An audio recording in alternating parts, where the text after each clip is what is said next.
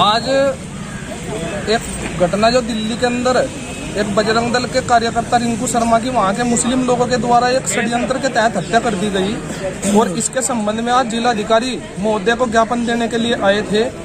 और इस प्रकार के लोग जो आज भी इस देश के अंदर रहकर और इस प्रकार की घटनाएं हिंदू समाज के साथ करने का प्रयास कर रहे हैं, उन लोगों को इस देश का इतिहास पढ़ लेना चाहिए। और देश के इतिहास में पहले गुजरात के अंदर क्या गोधरा कांड हुआ था, उसके बाद मुजफ्फरनगर और मेरठ और बिहार के भागलपुर के अंदर हिंदुओं के द्वारा फिर क्या किया गया था, और उसके बाद जो इनकी पलायन की स्थिति बनती है और दर दर ठोकरे खाने के लिए फिर भटकते हैं, फिर उसके लिए पूरा दोष ये हिंदू समाज को देते हैं। हिंदू समाज का पूरा सबर का बांध टूट चुका है। और हम दिल्ली के मुख्यमंत्री को भी कहना चाहते हैं कि जब अखलाक को मारा गया तो अखलाक की मौत पर छाती पीटने के लिए उत्तर प्रदेश पहुंच गए थे, और अब वहां पर रिंकू शर्मा के मरने के बाद और जो दिल्ली के इमाम की गोद में जाकर बैठ गए हैं वहां पर नहीं जा रहे हैं, तो इसका सीधा इसकी मानसिकता मुख्यमंत्री की वहां की पता चलती है। और हिंदू समाज आने वाले समय में उसको मुंह तोड़ जवाब देने का कार्य करेगा। और हमारी सरकार से यही मांग है कि परिवार को 1 करोड़ रुपए मुआवजा, एक व्यक्ति को सरकारी नौकरी और उनके हत्यारों को जल्द से जल्द फांसी हो। और इसी मांग को लेकर आज राष्ट्रपति के नाम यहाँ पर मोदी के नाम हमने ज्ञापन दिया है।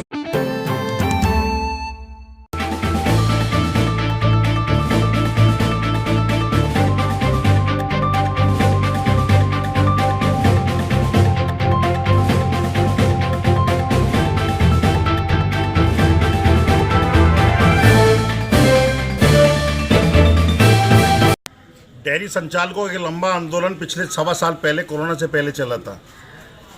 एक लंबी लड़ाई लड़ने के बाद, क्योंकि डेयरी संचालकों को फरमान हुआ था नगर निगम का कि इन्हें शहर से बाहर निकाल दिया जाए तत्काल प्रभाव से।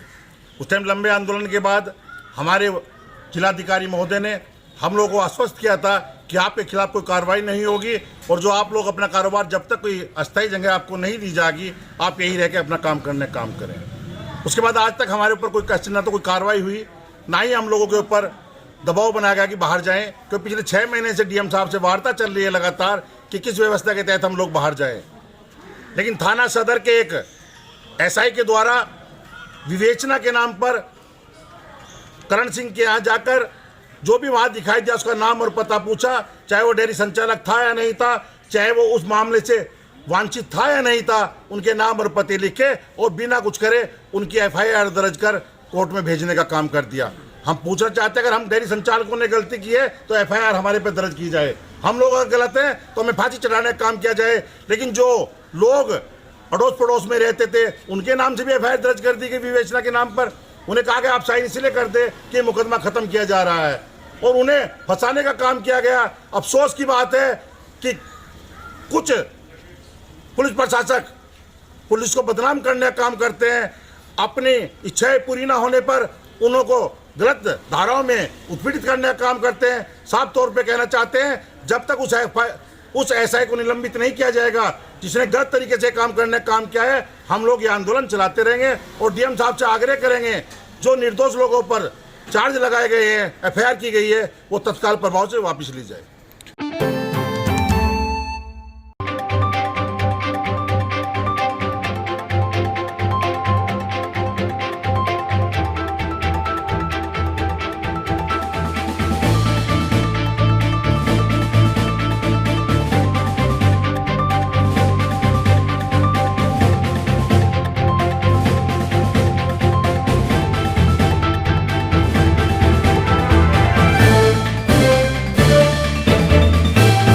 समाजवादी पार्टी की वरिष्ठ नेता, हमारी 2 बार की पूर्व सांसद आदरणीय बहन कबीर बेगम जी के और हमारे वर्तमान के कैराना से विधायक नाई हसन जी के खिलाफ जिस तरह से राजनीतिक रंजिश में वर्तमान सरकार ने उन्हें गैंगस्टर एक्ट में झूठे मुकदमों में फंसाने का काम किया है, उस बात के भर्त्सना करते हुए समाजवादी पार्टी के वरिष्ठ तमाम साथियों का एक डेलीगेशन आज डीआईजी साहब से इस आशय के साथ मिला कि मुकदमे तुरंत वापस होने चाहिए। यहाँ हमारी पूर्व सांसद के खिलाफ कोई मुकदमा नहीं है, और विधानसभा का सत्र चलने वाला है 18 तारीख से, जिसमें विधायक जी को भी उपस्थित रहना है।